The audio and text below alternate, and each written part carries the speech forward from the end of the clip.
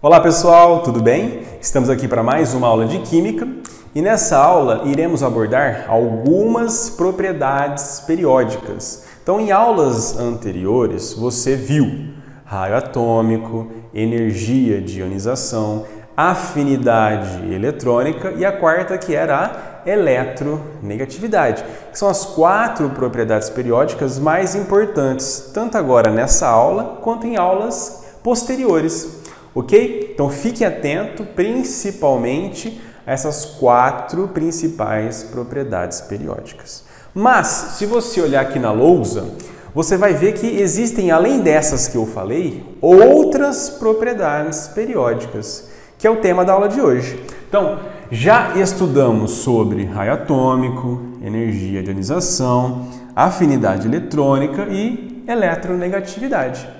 A próxima será a sua eletropositividade. Repare bem que agora que eletropositividade pode aparecer no seu material escrito caráter metálico.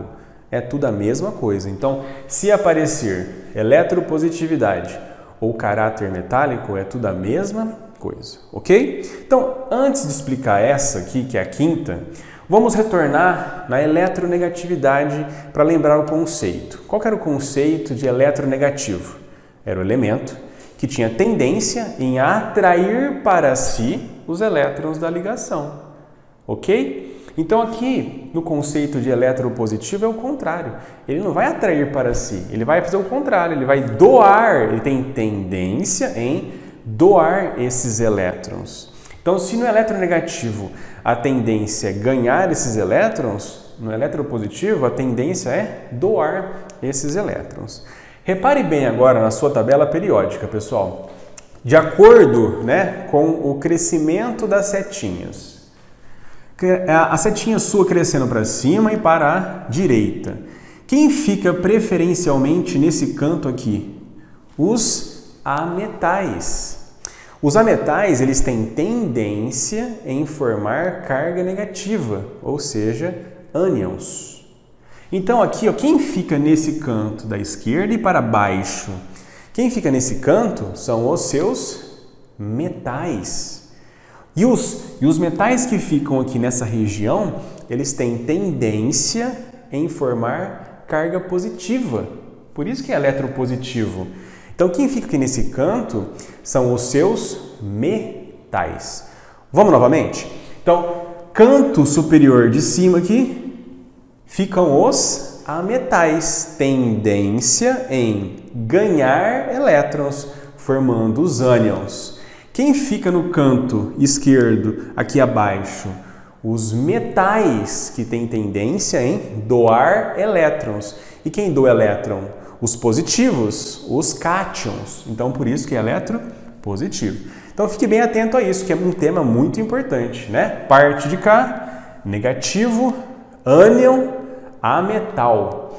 Parte de cá, positivo, cátion, que são os seus metais, ok? Então, por isso que é chamado de caráter metálico, porque os metais, eles têm tendência em doar elétrons. E quem doa elétron é positivo, é cátion. Ok isso? Então, é legal nessa parte da matéria ter uma noção de onde ficam os metais na tabela, de onde ficam os ametais também. Então, parte de cá, nessa parte, predominam os ametais. Nesta outra parte, predominam os metais. Metais positivos, porque têm tendência em doar elétrons, formando os cátions. Não se esqueça disso. Bem, agora você entendeu eletropositividade ou caráter metálico, que é a mesma coisa. O próximo, pessoal, é volume atômico. Então, qual que é a definição de volume atômico? É o volume de 1 mol de um certo elemento. Então, não é um sozinho, É 1 mol de um certo elemento. E aí, se você considera esse elemento, esse átomo, lembra, como uma esfera, qual que é o volume de uma esfera? O volume da esfera, ela respeita essa fórmula. Ou seja, você consegue perceber que volume e raio, volume e raio são grandezas o quê? Diretamente proporcionais. Então você vai usar a tabelinha do seu raio para acompanhar comigo. Então, pela fórmula, eu descobri que volume e raio são grandezas diretamente proporcionais. Então, se o raio cresce para baixo, o volume também cresce para baixo. Perfeito? Porque são grandezas diretamente proporcionais. Se o raio cresce para a esquerda, o volume também cresce para a esquerda. Justificativa, porque são grandezas diretamente proporcionais. Mas aí você está assim, professor, tem alguma coisa estranha. Olha essa parte aqui. Está crescendo ao contrário. Qual que é a explicação disso? Então, pela lógica, né, você ia falar volume e raio diretamente proporcional. Então, se o raio cresce para a esquerda, todo o volume deveria crescer para a esquerda. E nesse pedacinho está crescendo ao contrário. Por quê? Pessoal, nesse pedaço aqui, como você considerou que é o volume de 1 mol, de vários, né, são vários átomos, existem espaços entre eles.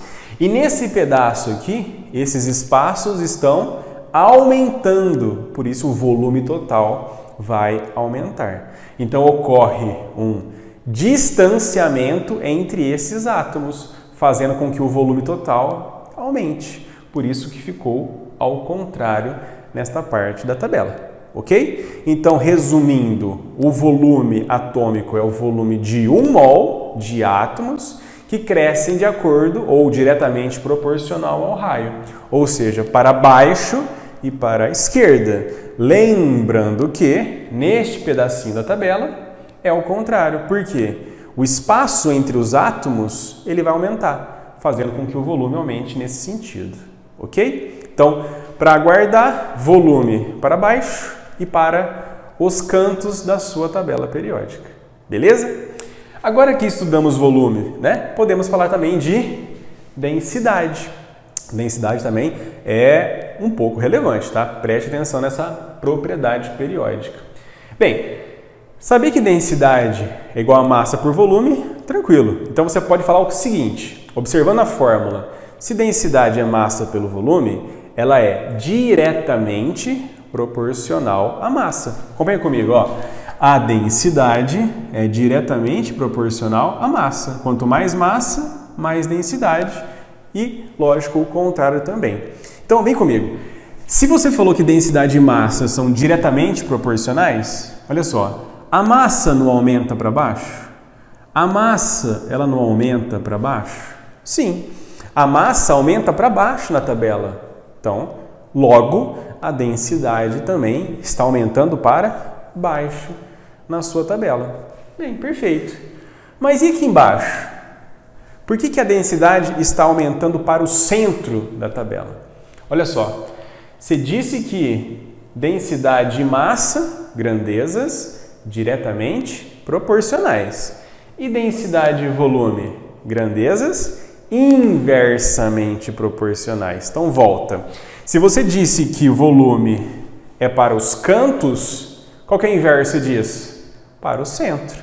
Então, por que a explicação é de densidade e volume serem grandezas inversamente proporcionais? Então, retomando, se os volumes estão para o canto, a densidade vai para o centro, porque densidade e volume são grandezas inversamente proporcionais.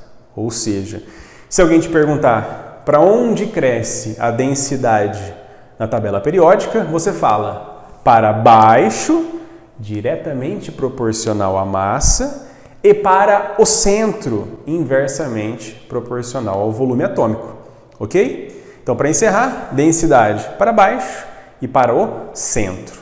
Fechou? Bem, o próximo trata de temperatura, temperatura de fusão e temperatura de ebulição.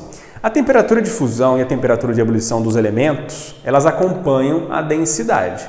Quanto mais denso, mais empacotado, maior será o número de interações. E quanto mais interação existe entre esses átomos, maior será a temperatura de fusão e de ebulição. Então, de novo, a temperatura de fusão e a temperatura de ebulição, elas acompanham a densidade. Então, se a densidade é para baixo, a temperatura também é para baixo. Se a densidade é para o centro, a temperatura também é para o centro. Por quê? Quanto mais denso, mais unido, maior será o número de interações entre esses átomos, fazendo com que essas temperaturas aumentem. Então, se você reparar comigo, olha só, densidade para baixo, temperatura para baixo, olha só. Densidade para o centro, temperatura em verde aqui para o centro. Só que, experimentalmente, observa-se que existe um comportamento diferente na família 1A e na família 2A. Então, você vai guardar que temperatura de fusão e temperatura de ebulição realmente acompanham a densidade, por esse motivo que eu expliquei. Porém, experimentalmente, observa-se que a temperatura de fusão e ebulição elas crescem para cima na família 1A e na família 2A. Ok? Beleza. E o último, pessoal, é a sua reatividade. Dá uma olhada com carinho na reatividade e vê se você consegue perceber algo interessante nessa propriedade. O que ele levou em consideração para ser mais reativo ou menos reativo? Olha só. Pergunta clássica. Quem fica, olha só, quem fica nesse cantinho de cima aqui? Olha só, quem fica neste cantinho de cima? Lembra? Eu falei agora há pouco, os ametais, que têm tendência a formar ânions. Então, ficam os negativos. Pessoal, quem fica nesse cantinho de baixo? Olha só, quem fica nessa região? Quem fica para esse lado? Os metais, que têm tendência em formar cátions, ou seja, os positivos. Então, qual que é o conceito que ele adota para falar de reatividade? A união, pessoal, dos positivos com os negativos. Faz sentido isso? Unir os positivos com os negativos? Faz. Os opostos se atraem. Então, ele leva esse ponto para o conceito de reatividade. Quem é negativo gosta de ganhar elétrons. Quem é positivo gosta de perder. Então, um perde, um ganha. Eles se unem para formar, por exemplo, uma ligação química, que é assunto, que é tema das próximas aulas. Então, isso é extremamente importante. União entre os negativos com os positivos. União de quem gosta de ganhar elétrons com quem gosta de perder elétrons, formando, por exemplo, uma ligação química. Ok? Bem, então foi isso, né, nesta aula, mostrando para vocês que existem outras propriedades periódicas, além dessas 4 primeiras que eu acho mais importante. Ok? Então, assim, o que eu deixaria de recado para vocês? Tenta, né, tirar um print, deixar guardado isso, para você ir consultando durante os exercícios. O importante, pessoal, é saber o crescimento. Cresce para baixo, para cima, para a direita, para a esquerda. Então, no começo, você pode usar, né, isso aqui do lado para estar estudando e respondendo as questões, até você memorizar e fazer a prova sem o auxílio da tabela. Ok? Bem, então no mais é isso. Espero que você tenha gostado. Bons estudos e até a próxima.